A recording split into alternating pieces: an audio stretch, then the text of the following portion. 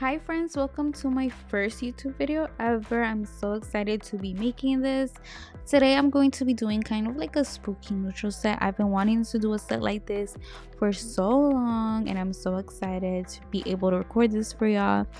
For the nail tips that I'm using, I'm actually using my brand's nail tips, which is Mariposa Acrylics. This is the slight C-curve nail tips, my favorite nail tips because I'm not really into the dramatic C-curves, but I don't really like the flat nail tips either, so I feel like this is just the perfect C-curve. For the powder, I'm using Dynamic Nail Supplies powder, and I actually love this powder. Like, it's my first time using it and it's super buttery. I don't remember the name of it, but I'm going to try to put it in the description box. And for the beads, I try to place the first bead right where the natural nail meets the nail tip, and then the second bead I like to put it on top of that one, and then I work my way down. I go to the middle and then towards like the tip of the nail. Application definitely does take like a while to master, but obviously with time you're gonna get faster. It just takes a lot of practice. I will say, if you're a beginner nail tech, work on your application, because as soon as your application is good, you won't take as long shaping, and the designs I feel like would be easier to do. Also, if you have a flushed cuticle, it saves you so much time. You don't have to go back with your drill and like going over and over again, so definitely work on that.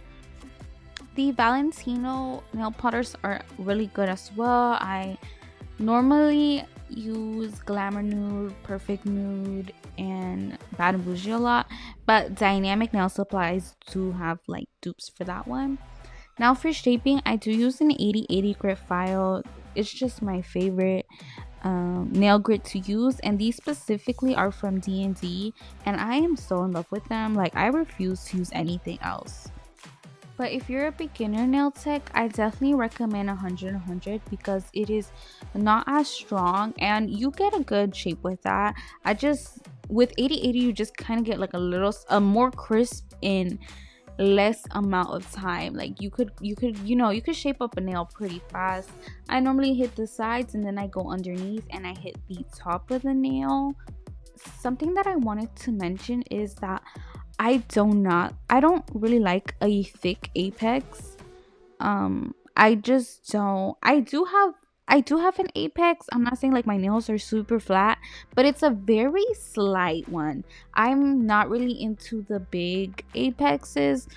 I know a lot of people say it's for the support of the nail, and for sure, like, it will support the nail. I'm just not a fan of it, and you don't really need a dramatic apex for that. And my nails, I feel like they do last a pretty long time without like a dramatic apex. And now I'm going to go in with this drill bit. I'm not sure if the brand is called Panda or Pana. I feel like it's Pana, but this is their 5-in-1 fine drill bit, and I love it. It does its job and it's super cheap. It's on Amazon. And I just go in and flush the cuticle, and then I go underneath the nail to make sure I get any acrylic that's under there. These nail buffers are from Amazon, but I'm not really big a fan of them, just because I don't know if you know or if you have seen the orange ones that Nail Supplies sell. I think those are the best ones ever. I have not found anything to beat that one. Now it's some Frenchies time. I love friendships. I think they are the most cutest designs ever. French tips definitely do take a long time to master. At least for me, it took me a really long time to master, but they are my favorite design to do. Like, I think I get like French tips every single day. There is not a day that I do not do a French tip. But I have different, like, each finger I be doing it differently, like kind of just whatever is easier for me at the moment.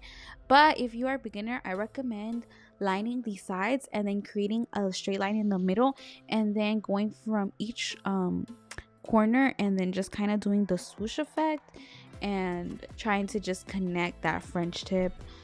hopefully one day I make an in detailed video on how to do a French tip. But you see here, I kind of just go in and I make that swoosh, but it took me a while to perfect that because see, boom, French tip, and all I had to do is fill that in and it's a French tip. But like I said, French tips do take a really long time to master. I feel like they look like such a simple design. Everyone thinks they're super simple till you have to do one. It's kind of difficult, but you know, I feel like after you do it, you're just gonna always want to do them. At least that's me. I know some nail techs hate French tips, but I'm a Frenchy whore. I love French tips.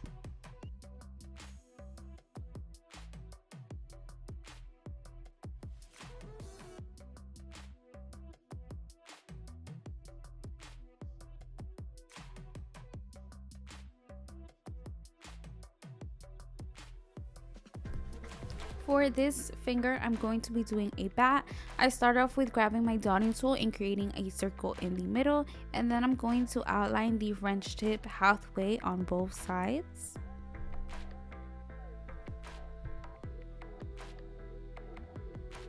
Then underneath the circle, I'm going to go ahead and create a upside down triangle and fill it in.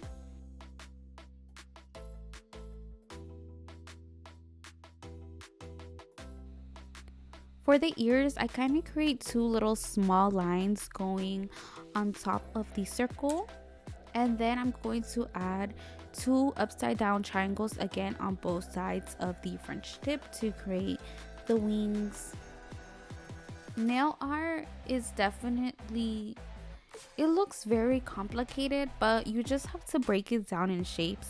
And I feel like that way it would be very much like easier to do the designs.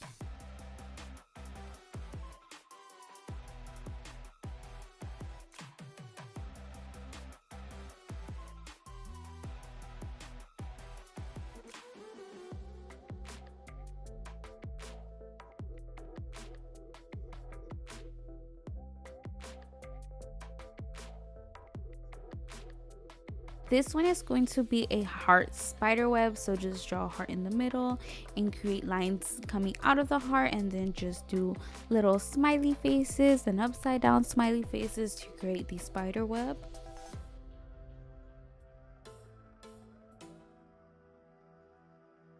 Also, I wanted to mention that this white polish is from Mariposa Acrylics.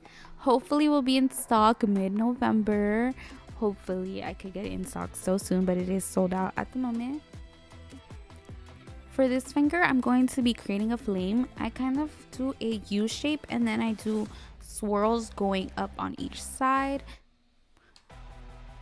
After that, I'm gonna go down and create that same U effect on each side of the line, and then I'm just gonna swirl it up as well to create a smaller flame.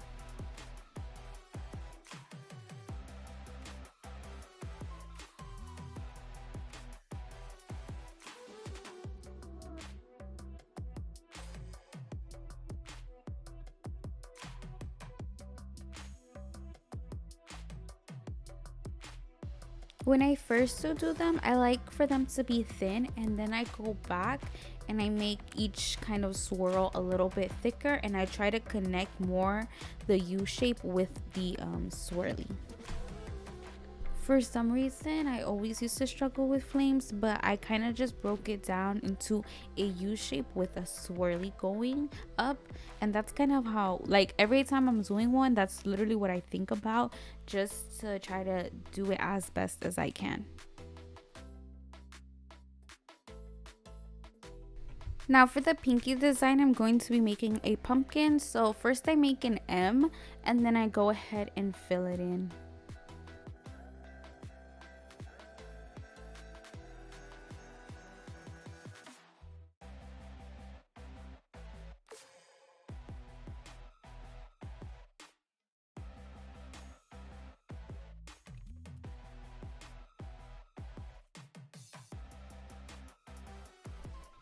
Now I'm going to go ahead and outline it with a darker shade of brown, and then I'm going to be adding curved lines on each side to create that pumpkin effect.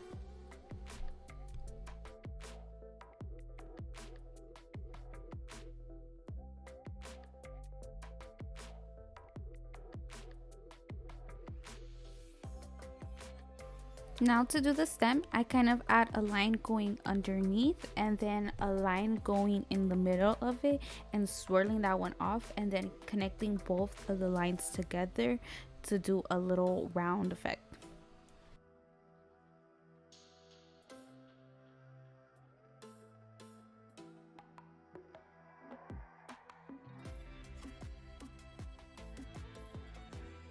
And now it is time for top coat. I'm using Mariposa Acrylics Strong Top Coat to finish it off. And if you made it to the end of my video, thank you so much. I appreciate it so much. I had so much fun making this video. I hope to make some more soon. And I'm gonna go ahead and add a clip of the final results at the end. Thank you so much for watching once again, and I hope to see you all soon.